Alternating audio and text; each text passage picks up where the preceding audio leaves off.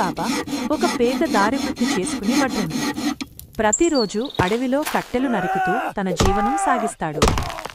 ఒకరోజు అడవిలో కట్టెలు వేస్తున్నప్పుడు అకస్మాత్తుగా గుర్రాల కాళ్ల ధ్వని వినిపిస్తుంది. వెంటనే అతను ఒక పెద్ద రాయి మీద వెనక దాగిపోతాడు. కొద్దిసేపటికి 40 దొంగలు అక్కడికి చేరి ఒక పెద్ద రాతి గోడ ముందు ఆగుతారు. వారి సారథి ముందుకు వచ్చి ఓపెన్ సెసమీ అని గట్టిగా అరిస్తాడు. వెంటనే ఆ రాతి గోడ ఓ గుప్తద్వారంలా తెరుచుకుంటుంది.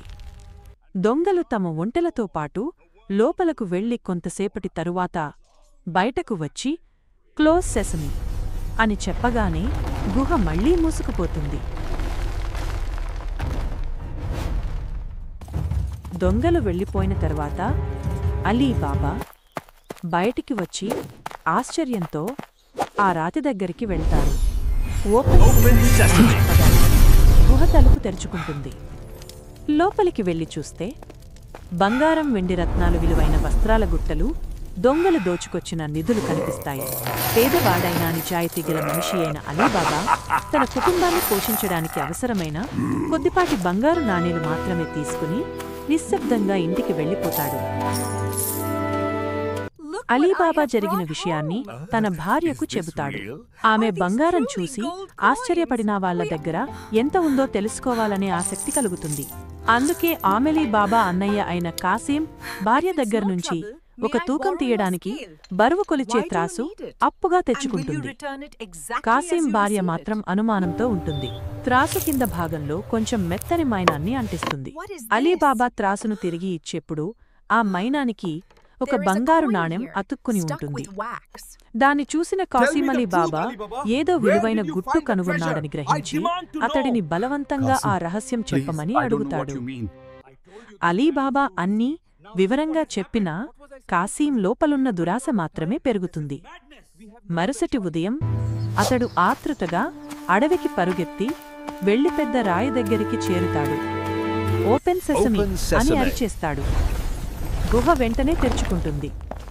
లోపలికి వెళ్లిన కాసిం అక్కడ కనిపించిన అపారమైన నిధులను చూసి పూర్తిగా మైమరచిపోతాడు. కాని ఆ ఉత్సాహంలో అతడు గుహను మూసే మంత్రపదాలను పూర్తిగా మర్చిపోతాడు. దొంగలు తిరిగి వచ్చేసరికే కాసిం గుహలో చిక్కుకొని ఉంటుంది. వారు అతడు తమ రహస్యాన్ని తెలుసుకున్నాడని గ్రహించి అక్కడిక్కడ అతన్ని చంపేస్తారు. కాసిం తిరిగి రాకపోవడంతో అలీబాబా గుహకు వెళ్లి అతడి శవాన్ని తీసుకుని ఇంటికి తీసుకువస్తాడు. అప్పుడు శవాన్ని సక్రమంగా అంత్యక్రియలు చేయించాలి అని నిర్ణయించుకుంటాడు. కాని కాసిం ఎలా చనిపోయాడో ఎవరికి తెలిస్తే దొంగలు తమ రహస్యం బయటపడిందని గ్రహించి అలీబాబాపై దాడి చేసే అవకాశం ఉంది. అందుకే ఆ నిజాన్ని రహస్యంగానే ఉంచాలి. అలీబాబా దగ్గర ఉన్న తెలివైన నమ్మకమైన సేవకురాలు మోర్జియానా వెంటనే ఒక తెలివైన మార్గం ఆలోచిస్తుంది. ఆమె దర్జీ అయిన బాబా ముస్తఫా దగ్గరకు వెళ్లి కాసిం శవాన్ని మెల్లగా కుట్టి మామూలుగా కనిపించేలా చేయమని అడుగుతుంది.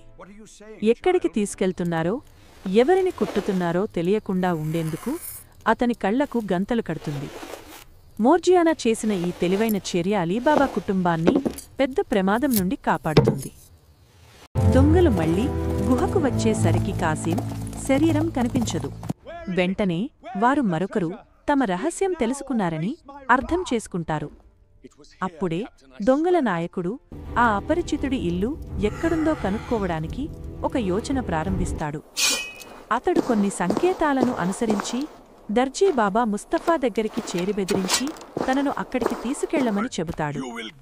కాని మోర్జియానా ముందే అతని కళ్లకు గంతలు కట్టించి తీసుకెళ్లినందున దర్జీకి దారి ఏమీ గుర్తు ఉండదు. దొంగలు పలురకాలుగా అలీబాబా ఇంటిని కనుగొనే ప్రయత్నం చేస్తారు. కాని ప్రతిసారి మోర్జియానా వారి గుర్తులన్నింటినీ గమనించి అవన్నీ చెరిపేసి అలీ బాబా కుటుంబాన్ని మళ్లీ మళ్లీ ప్రమాదం నుంచి రక్షిస్తుంది. చివరికి దొంగల నాయకుడు తనను తాను నూనె వ్యాపారిలా వేషం మార్చుకొనిన 40 పెద్ద నూనె గారాలను అలీబాబా ఇంటికి తీసుకొచ్చాడు. అయితే ఆ గారాలలో నిజంగా నూనె ఉన్నవి 2. మిగిలిన 38 గారాలలో రాత్రి అవగానే దాడి చేయడానికి దాక్కున్న దొంగలే ఉన్నారు. ఆ సాయంత్రం భోజనం సిద్ధం చేస్తున్న మోర్జియానా బయటకు వెళ్ళినప్పుడు ఒక గార లోపల నుంచి మెల్లిగా వినిపించిన మాటలు ఆమె చెవికి పడతాయి. తక్షణమే ఆమె ఆ గారాలలో దొంగలు దాక్కుని అలీ బాబాను చంపే యోచనలో ఉన్నారని గ్రహిస్తుంది. ఒక్క క్షణం ఆలస్యం చేయకుండా ఆమె మరిగిన నూనెతో ఒక పెద్ద కుండ తీసుకుని ఒక్కో గారాలో పోస్తూ లోపల దాగి ఉన్న దొంగలందరినీ అక్కడిక్కడ చంపేస్తుంది. గారాలలో దాక్కునని ఒక్క వ్యక్తి మాత్రమే బతుకుతాడు. అదే దొంగల నాయకుడు. అతడు అక్కడి నుంచి తప్పించుకుని పారిపోతాడు. కాని కొంతకాలం తరువాత మరో రూపంలో అతిథిలా వేషం వేసుకుని తిరిగి అలీబాబా ఇంటికి వస్తాడు. ఆ రాత్రి వచ్చిన అతిథులందరికీ వినోదంగా మోర్జియానా ఒక నృత్యం చేస్తుంది.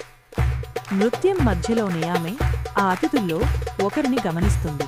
అతడే దొంగల నాయకుడు అని వెంటనే గుర్తిస్తుంది.